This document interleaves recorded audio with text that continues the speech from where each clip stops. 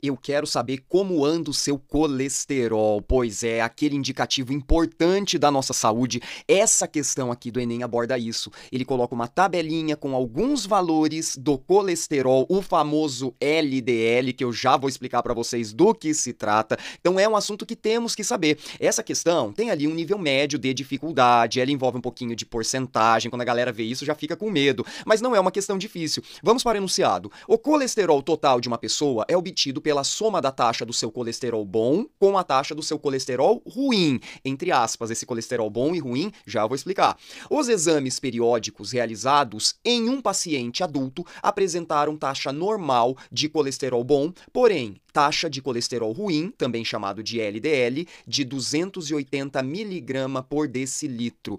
O quadro apresenta uma classificação de acordo com as taxas de LDL em adultos. Aí está o quadro. Temos que entender o seguinte, nós precisamos desses dois tipos de colesterol, o colesterol bom e colesterol ruim, entre aspas. Então, eles são chamados assim, eles receberam esse apelido pela função que eles desempenham. Esse desenho que eu deixei aqui ao lado, ele representa bem a função desses dois carinhas. Na verdade, LDL e HDL são lipoproteínas. O que significa isso? São proteínas que carregam o colesterol pelo nosso organismo.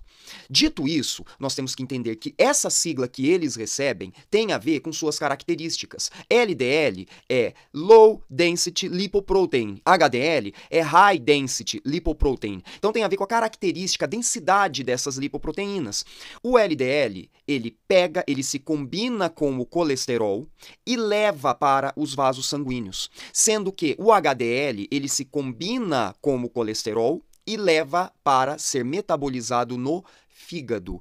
Com essa função, eles receberam esses apelidos, então, de colesterol ruim para o LDL e colesterol bom para o HDL. E por que isso? Porque o excesso da lipoproteína LDL faz com que tenhamos acúmulo de colesterol nos nossos vasos sanguíneos. E aí nós podemos ter aquela situação grave, aquela situação séria do acúmulo de placas de gordura em importantes vasos sanguíneos. E o HDL, ele recebeu o apelido de bonzinho. Nos desenhos aqui nós estamos vendo, ó, o HDL de anjinho, né? O LDL ali de diabinho. O HDL recebeu esse apelido, então, de bonzinho, porque ele retira o colesterol dos vasos sanguíneos e leva de volta para ser metabolizado, para ser reaproveitado ou então eliminado pelo nosso organismo. Galera, uma dica que eu dou, LDL, logo Deus leva, tá aqui, ó, para relacionar com o colesterol ruim, que muita gente acaba confundindo. E HDL, hoje Deus livra, tá? Então pronto, usando esses macetinhos aqui, a gente consegue entender. Mas é importante, tá, galera, compreendermos que nós precisamos dos dois, tá? São funções importantes. Esse colesterol, ele vai ser utilizado pelo nosso organismo para diversas funções, inclusive na formação de membranas plasmáticas das células, para a formação de vitamina D, hormônios sexuais. Então nós dependemos do colesterol. O problema é quando temos aí os excessos, é quando nós temos uma desregulação desses indicadores. Então ele passou pra gente na tabelinha ali, ó, uma condição ótima, próximo de ótima, limite, alta e muito alta desses valores do LDL. E ele continua enunciado. O paciente, seguindo as recomendações médicas sobre estilo de vida e alimentação, realizou o exame logo após o primeiro mês e a taxa de LDL reduziu 25%. No mês seguinte, realizou um novo exame e constatou uma redução de mais 20% na taxa de LDL.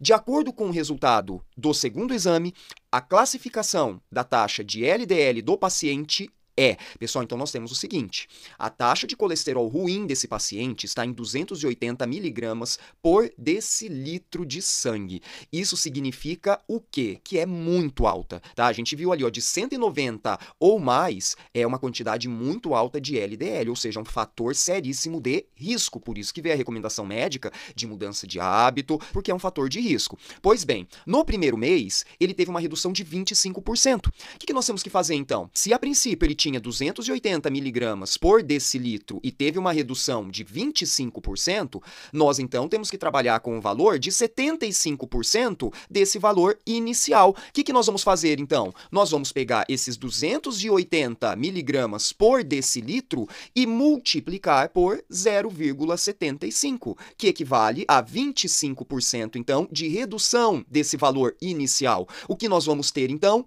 0,75 vezes 280 50, nós vamos chegar no valor de 210 miligramas por decilitro. E aí ele falou que no segundo mês, ele teve 20% de redução em relação a essa primeira redução do primeiro mês. Então, nós vamos fazer o quê? Nós vamos pegar esse valor de 210, que foi o valor que encontramos da primeira redução que ele teve, e nós vamos multiplicar por 80%, que equivale ao valor, então, da redução de 20% que ele teve no segundo mês. Então, 0,80 vezes 210 decilitros, que foi a redução do primeiro mês. E aí nós vamos chegar ao valor de 168 miligramas por decilitro. Então, é esse o valor que nós temos depois dessas duas reduções sucessivas no valor do LDL. Lembrando que não podemos pegar, galera, e fazer lá 25% mais 20%, 45% e faz o total disso. Não podemos aplicar dessa forma, tá, pessoal? Temos que fazer essa sequência de primeiro 25% e depois 20% de redução.